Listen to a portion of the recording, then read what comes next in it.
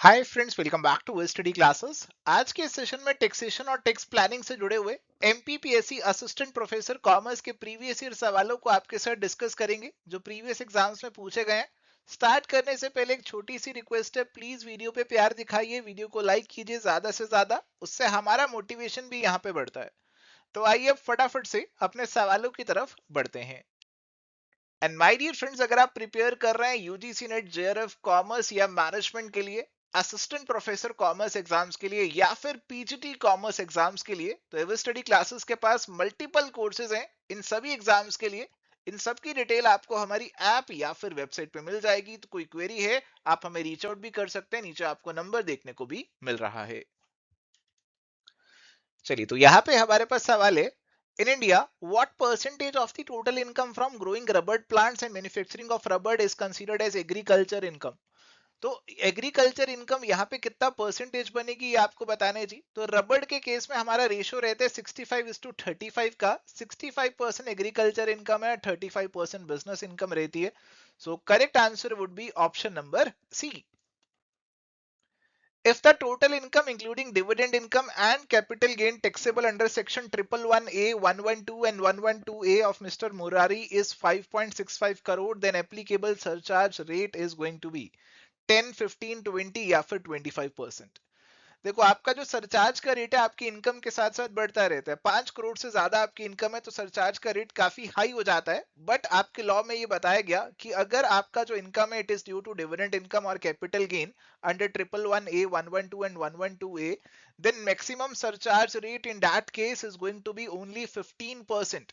So correct answer according to the present law becomes 15%। But अगर आप आगे कोई एग्जामिनेशन देंगे तो उसमें आप लेटेस्ट टैक्स रेट्स को एक बार जरूर चेकआउट कीजिएगा। Tax rebate under section 87A makes zero tax payable up to what income from 1st April 2025 under the new tax regime। तो 1 अप्रैल 2025 से सेक्शन 87A की रिबेट बढ़ चुकी है और up to ₹12 lakh of the income आपको कोई टैक्स पे करने की जरूरत नहीं है। आई होप ये चीज आप ऑलरेडी जानते होंगे। सो करेक्ट आंसर हमारे पास यहाँ पे ऑप्शन नंबर सी का बनेगा। What should be the minimum holding period for listed shares to qualify as long-term capital asset? तो लिस्टेड शेयर्स को कब हम लॉन्ग टर्म कैपिटल एसेट बोलेंगे, कितना मिनिमम होल्डिंग पीरियड यहाँ पे होना चाहिए। देखो, आपने शेयर्स को कम से कम 12 महीने होल्ड किया तो वो लॉन्ग टर्म बनेंगे, 12 महीने के बाद बेचोगे तो लॉन्ग टर्म बनेंगे, 12 से पहले बेचा तो शॉर्ट टर्म बनेंगे। सो correct answer would be option number A, 12 months. Companies requiring audit must normally file income tax returns on or before। तो देखो जी, अगर ऑडिट का केस है तो उस केस में आपकी जो रिटर्न है उसकी डेट क्या होती है ये आपको पूछी जा रही है जी। तो देखो, ऑडिट का केस है तो आपकी जो रिटर्न है वो 31 अक्टूबर से पहले पहले आपको यूजुअली फाइल करनी रहती है। So correct answer would be option number D. Which donation qualifies for 100% deduction under section 80G? कौन सी डोनेशन अगर आप करेंगे तो 100% एटीजी की रिडक्शन मिलेगी? Drought relief fund, public charitable trust, national children fund, corporation for minority welfare. देखो, बच्चों के लिए अगर आप डोनेशन दोगे ना तो सरकार आपको 100% रिडक्शन देगी, तो नेशनल चिल्ड्रन फंड यहां पे आ जाएगा। Correct answer would be option number C. TDS on salary is deducted under which section? तो टीडीएस का सेक्शन पूछ रहे हैं, सैलरी का कौन सा है जी। तो सैलरी का जो टीडीएस कटता है वो कटता है सेक्शन 192 के अंदर। सो correct answer would be option number A. The main objective of tax planning is, tax planning का मेन ऑब्जेक्टिव क्या रहता है? तो आप अपनी टैक्स प्लानिंग करते हो तो आपकी कोशिश होती है कि जितने भी आपके बेनिफिट्स है, जितने भी आप डिडक्शंस एग्जम्पशंस ले सकते हैं उन सबको क्लेम करें ताकि आपकी टैक्स लायबिलिटी कम से कम हो जाए। ऑप्शंस है maximising taxable income, minimising tax liability, avoiding compliance या फिर टैक्स इवेशन। सो ऑब्जेक्टिव रहता है to minimise taxable income and tax liability. So correct answer would be option number B. Taking advantage of loopholes in tax laws is called. देखो, हमारे पास ना तीन terms होती है, एक होती है टैक्स प्लानिंग, एक होती है टैक्स अवॉइडेंस और एक होती है टैक्स इवेशन। तो अगर आप जो लॉ के लूप होल्स हैं उनका फायदा उठा के अपना टैक्स कम कर रहे हो, it is referred to as tax avoidance. So correct answer would be option number C. GST council was established under which article of the constitution? तो हमारे संविधान के कौन से आर्टिकल में जीएसटी काउंसिल को बनाया गया था? तो आर्टिकल 279 ए है प्यारे दोस्तों, जिसमें ये जीएसटी काउंसिल आपका बना है। ये काउंसिल आपकी चेयर रहती है हमारे फाइनेंस मिनिस्टर के द्वारा। ऑप्शन नंबर बी का आंसर यहाँ पे आपके पास बनेगा। Mr. Lokesh left India on 22nd September 2023 for employment abroad. His residential status for assessment year 24-25 is. तो 22 सितंबर को वो चला गया, एम्प्लॉयमेंट के लिए गया है, तो सेकंड बेसिक कंडीशन तो अप्लाई नहीं करेगी, केवल 182 डेज वाली कंडीशन ही यहाँ पे अप्लाई करेगी। आई होप ये चीज तो आपको पता चल चुकी है। अब पहली 182 डेज वाली कंडीशन चेक करते हैं। तो 22 सितंबर को गया, तो अप्रैल में 30 दिन होगा, मई में 31 होगा, जून में 30 दिन होगा, जुलाई में 31 होगा, अगस्त में 31 होगा और सितंबर में 20 होगा। तो अगर आप इसका टोटल लगाएंगे प्यारे दोस्तों, तो ये आपका 182 डेज से कम निकल कर आएगा। सो करेक्ट आंसर वुड बी कि वो रेजिडेंट नहीं है, यानी कि वो नॉन रेजिडेंट है। ऑप्शन नंबर सी का जो आंसर है यहाँ पे आपका बनेगा। Which schedule of the CGST Act 2017 lists the activities treated neither as supply of goods nor services? देखो कुछ एक्टिविटीज को बता रखा है कि यार ये गुड्स भी नहीं है, सर्विसेज भी नहीं है और इन पे जीएसटी नहीं लगेगा। जैसे एम्प्लॉयर एम्प्लॉय रिलेशनशिप होता है, सेल ऑफ लैंड होती है, तो उनको यहाँ पे शेड्यूल नंबर 3 में रखा गया है। So correct answer is going to be option number C, schedule 3। Which document is mainly required by the importer for customs clearance in India? तो कस्टम क्लियरेंस के लिए इंपोर्टर को कौन सा मेन डॉक्यूमेंट चाहिए रहता है, ये आपसे पूछ रहे हैं जी। तो क्लियरेंस के लिए आपको बेसिकली फाइल करना पड़ता है आपका बिल ऑफ एंट्री, तभी आपकी एंट्री मिलती है, तभी आपकी कस्टम क्लियरेंस होती है। So correct answer would be option number C. According to section 10(1)(a) of the Madhya Pradesh Goods and Services Tax Act 2017, what is the maximum rate of composition levy applicable to a manufacturer opting for the composition scheme? तो देखो GST के अंदर एक composition scheme है और उसमें ये बताया गया है कि आपको जो है ना बहुत डॉक्यूमेंट्स मेंटेन करने की जरूरत नहीं है, आप अपनी सेल का बस एक कुछ परसेंटेज सीधा सीधा टैक्स सरकार को जमा करवा दो। और मैन्युफैक्चरर के लिए जो कॉम्पोजिशन स्कीम है उसके अंदर आपका जो जीएसटी का रेट मैक्सिमम रखा गया है वो है 1% of the turnover in the state. So correct answer would be option number B. Under Section 13 of the Customs Act 1962, when is an importer not liable to pay duty on pilfered imported goods? तो पिलफर्ड का मतलब होता है कि यार आपका सामान गायब हो गया।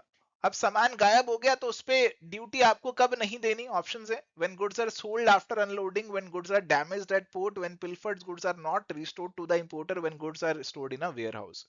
देखो सामान गायब हो गया तो आपको ड्यूटी तब तक नहीं देनी जब तक वो सामान आपको वापस रिस्टोर नहीं कर दिया गया। तो पिलफर्ड गुड्स की बात भी ऑप्शन नंबर सी में ही हो रही है। गायब हो गया तो बिकेगा कैसे, डैमेज कैसे होगा, वेयर हाउस में कैसे स्टोर करोगे? So correct answer would be option number C. चलो अगला सवाल है जी। Under the customs duty in some cases for specified goods tariff values are fixed bye.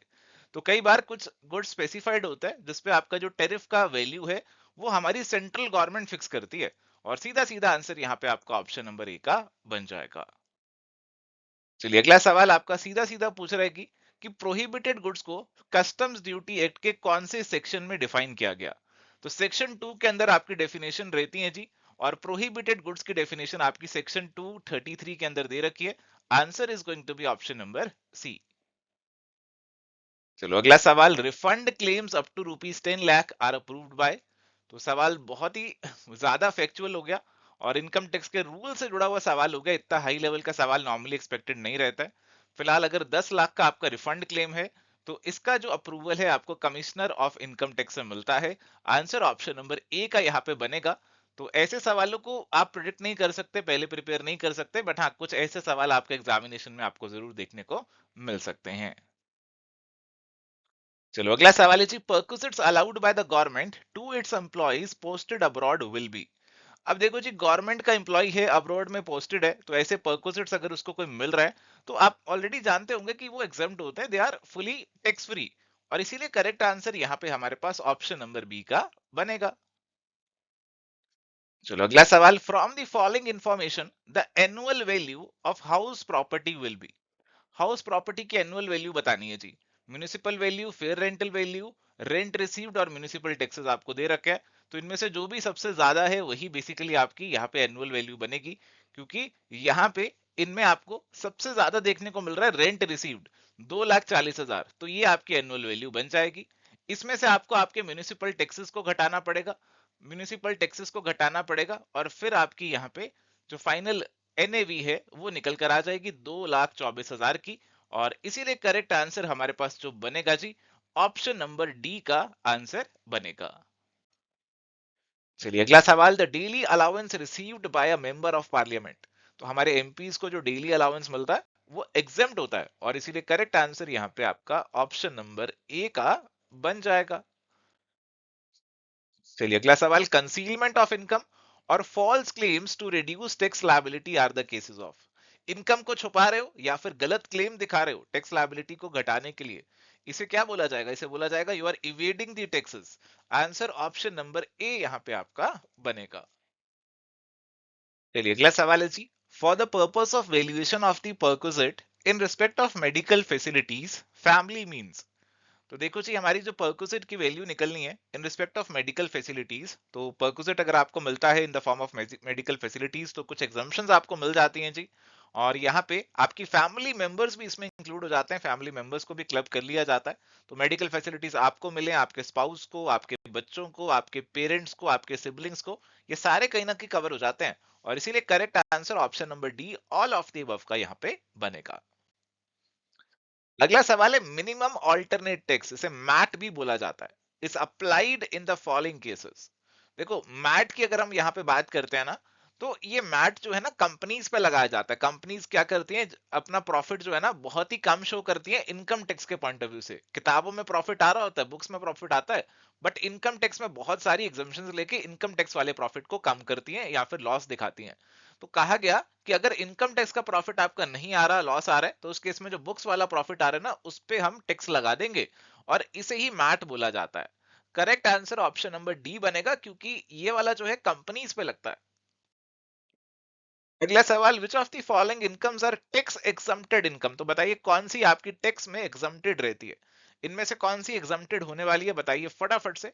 देखो जी, यहाँ पे अगर हम बात करें एग्जम्प्टेड की, तो डीए सीसीए मेडिकल अलाउंस तो अब एग्जम्प्टेड नहीं है, बट हाँ अगर फॉरेन अलाउंस हमारे गवर्नमेंट एम्प्लॉइज को मिल रहा है तो वो एग्जम्प्टेड हो जाएगा। इसीलिए correct answer option number C का यहाँ पे बनेगा।